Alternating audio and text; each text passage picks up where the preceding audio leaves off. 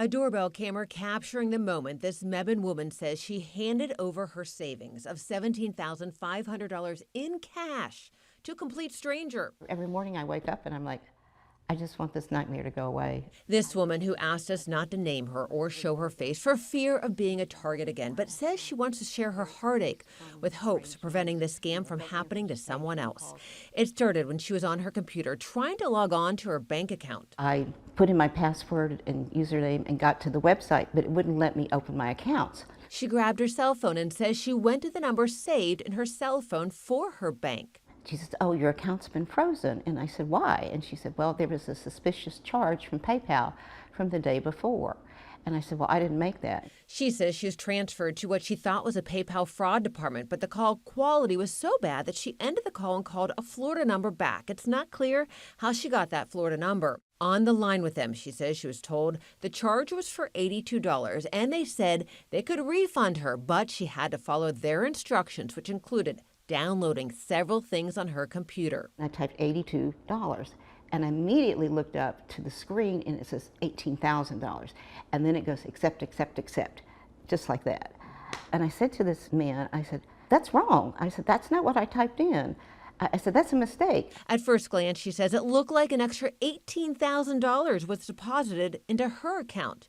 In reality, which she didn't know at the time, the scammer just transferred the money from her savings to checking. What you have to do to fix it is you have to get cash, go to your bank and get cash. Hesitant to follow his instructions, but she says this letter with a Bank of America logo came out of her printer, stating there's a serious matter concerning your account, an unresolved tax issue related to a personal transaction from PayPal.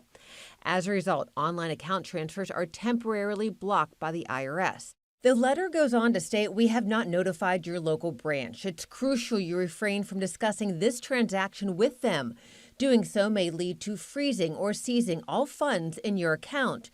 You can see the call with the person lasted over 4 hours. He kept saying, don't hang up on me, don't hang up. She did stay on the line for over 4 hours. She drove to her bank and withdrew $17,500. As she says, a man told her she could keep $500 for her troubles. The bank manager came over and he said, before we proceed, he said, are you being harassed? And I'm like, no, I'm not being pressured.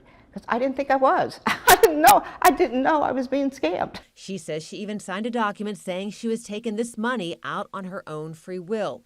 After getting the money, she continued to follow the caller's instructions, drove home. This letter, she says, printed from her printer, thanking her for returning the funds to PayPal, and a Mr. Jack has been assigned to collect the cash. Not long after her doorbell camera catches this man coming to her door to pick up the cash.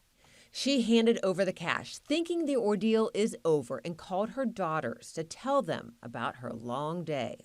Before I could hardly get this story out of my mouth, I was like, Mom, you've been scammed. At first, she thought she was the only victim until she saw this man's mugshot, Lingwei Zhang. She says it's the same guy that came to her door, and she handed over her $17,500.